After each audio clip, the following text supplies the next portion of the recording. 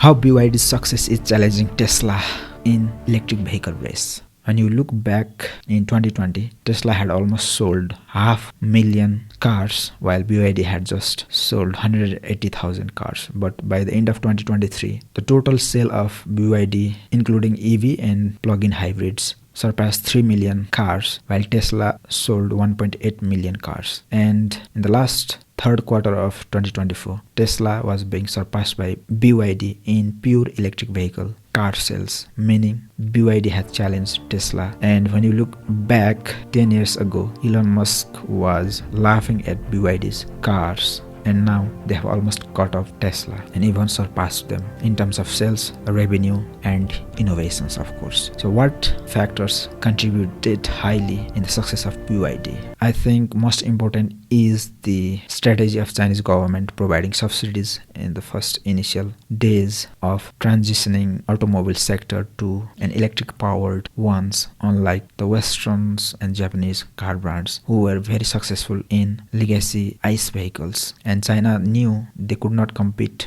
on those terms.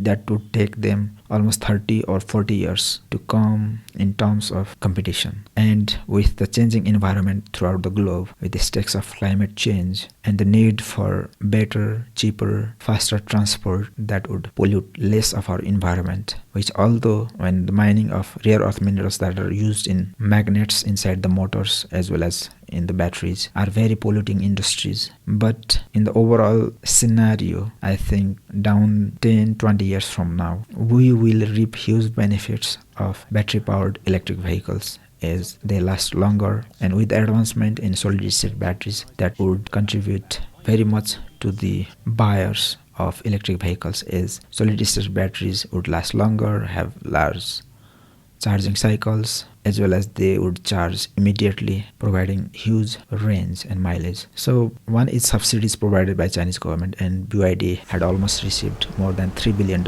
in the past decade. The other thing is their vertical integration technology, in which they built almost all parts excluding some like tires and glasses in their own house, and that means they have leverage over production capacity as well as cost. And BYD is a giant battery manufacturer which has its signature blade battery technology, which is far safer, affordable, and has longer lifespan, and their innovation is quite remarkable in that realm. The other thing is BYD's expansion into other countries, whether selling the passenger cars or building manufacturing bases like in Brazil, in Mexico, in Malaysia, etc., which makes them ahead of so many other car brands. The other part is the part of innovation, and BYD is neck and neck with Tesla in original equipment manufacturers list, as they are massively innovative and they have been doing research and development to produce better parts and components for their cars. The success of BYD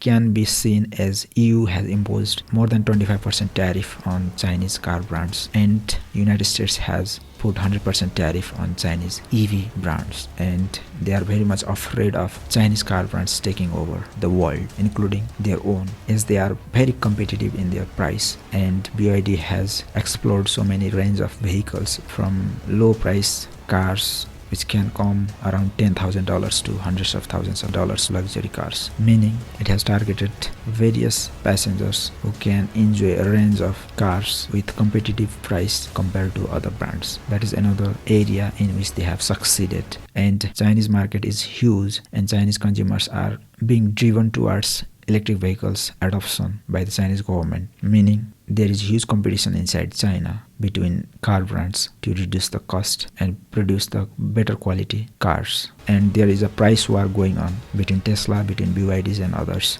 inside Chinese market. And we can see why is that. The sourcing of rare earth minerals that are used in batteries, electric motors are very much controlled by Chinese companies, and that is also why they have been dominating this sector.